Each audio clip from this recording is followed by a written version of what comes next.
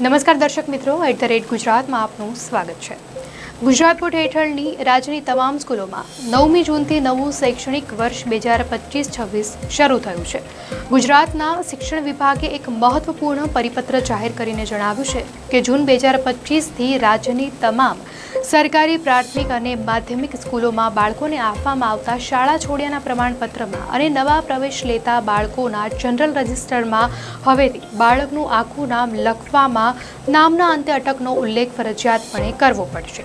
ગુજરાત સરકારના નાયબ મુખ્ય રજિસ્ટ્રાર દ્વારા પણ જન્મ અને મરણ નોંધણી એકમો પર એક સૂત્રતા જળવાઈ રહે તે માટે એક પરિપત્ર બહાર પડાયો છે।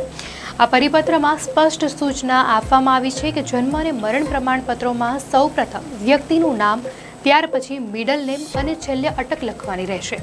પહેલાં આ પ્રકારની કોઈ ચોક્કસ માર્ગદર્શિકા ન હોવાના લીધે લોકો જન્મ મરણના દાખલા અને આધાર કાર્ડમાં પોતાની રીતે નામ કે અટક લખાવતા હતા, જેના કારણે સરકારને આઈડી અપડેટ કરવામાં અને ડેટા લિંક જનરેટ કરવામાં મુશ્કેલી થતી હતી।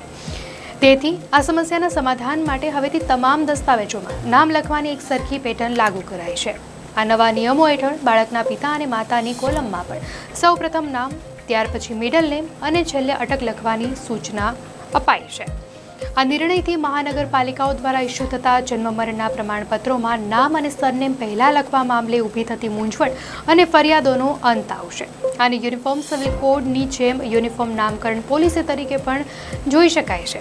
તો જન્મ મરણના કોમ્પ્યુટરાઇઝ્ડ પ્રમાણપત્ર માટે ઓળખ ગુજરાત સિવિલ રજિસ્ટ્રેશન સિસ્ટમ તૈયાર કરાઈ છે, જેનો URL crs.gov.nic.in છે, જેના આઈડી પાસવર્ડ જે તે જિલ્લાના NIC ઓફિસર આપશે। બાળકના જન્મના 21 દિવસ બાદ જન્મનું પ્રમાણપત્ર કઢાવી લેવું ફરજિયાત છે। આ નિયમોનો હેતુ દસ્તાવેજોમાં એકરૂપતા અને પારદર્શિતા લાવવાનો છે।